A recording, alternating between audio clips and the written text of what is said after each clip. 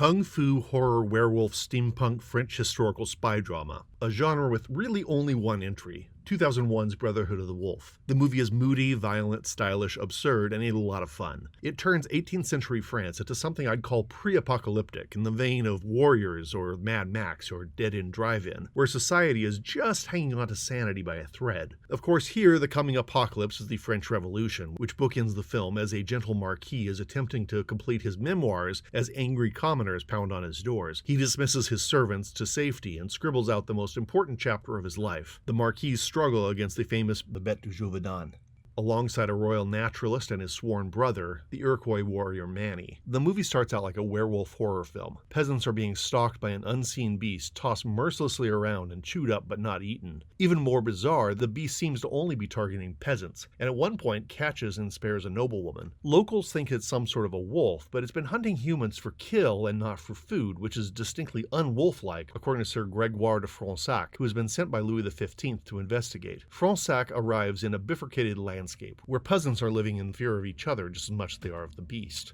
The nobles, meanwhile, live idly, concerned enough to send hunting parties out, but enjoying a luxurious life. Vincent Cassel shows up as the son of a local count, and Emily Duquesne as his sister Marianne. Fronsac starts a flirtatious relationship with Marianne, but is also caught up with the Italian courtesan played by Monica Bellucci. The most exciting character of the film, though, is the taciturn Manny, played with fierce energy by Mark Dacascos. Dacascos had been electric in Christophe Gans's 1995 debut, Crying Freeman, and I could have gone for a lot more of him here. Gans uses Dacascos to interject some excellent action scenes into what had been building as a slick horror flick, and from there the film spins off in many genre directions, somehow without derailing the plot. The romantic leads, Samuel Le Bihan and Emile Duquesne, are nowhere near as entertaining as the secondary characters, but Cassel, Bellucci, and Dacascos make for some pretty stiff competition. It's a French period piece, so of course the costumes are gorgeous. The leather dusters and tricorn caps worn by Fronsac and Manny are frankly the coolest frontier garb this side of Davy Crockett, and could be plopped into the Matrix without seeming out of place. The murky countryside of southern French mountains is used to build terrific atmosphere, and reminded me of an American Werewolf in London, or Dragon Slayer. From here I'm going to get into spoilers, but not before a quick background on the Bête du Gévaudan,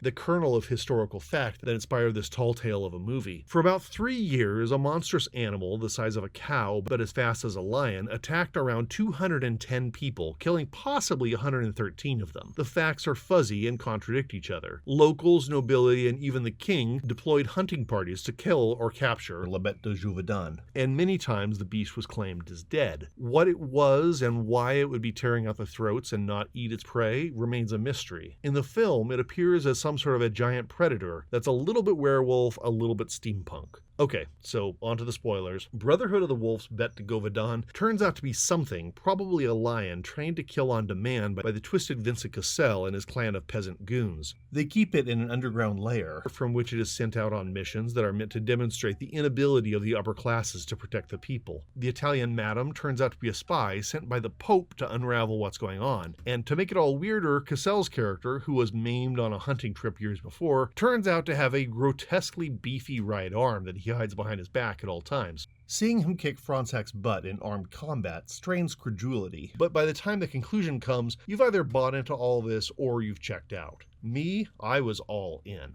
The movie definitely feels like a cousin of Predator, with its genre-shifting, mysterious armored killer and handmade forest booby traps. It also shares Predator's problem of killing off an awesome Native American soldier way too soon. In this case, Manny gets beaten by goons who really should have been a showcase for him cleaning house. The only excuse for him dying is to give Fronsac motive for revenge and to isolate Samuel Le Bihan against Vincent Cassel at the climax. I'd honestly have preferred seeing Dacascos as the lead, but that would have left an Iroquois killer stranded atop a mountain of white corpses in the wilds of Henry V's France, and only his word that a giant robot dog was conspiring against the king on behalf of one of Manny's noble victims. And that's really not a good place to be in 1767. The American home video release of this comes with a lot of behind-the-scenes footage, including an amazing segment about the movie's first victim. Gans cast a contortionist who had to be good at her job, pretty, and believably sturdy party for a peasant girl. Using her professional talent, robotic boots, and a styrofoam rock placed on vacation in the Misty Hills, the scene has her being thrashed around by an unseen beast like a puppet. In an interview on the same disc, Bête de Jovenat expert Michel Louis points out that no dog or even a lion could have the strength to do that. But it's no more stupid than the contemporary theory that a wolf could have killed 140 people. Brotherhood of the Wolf did well, becoming at the time the 6th highest grossing French picture in the States. Yet I rarely meet somebody who's heard of it, let alone seen it. This unique, epic popcorn flick is definitely worth checking out.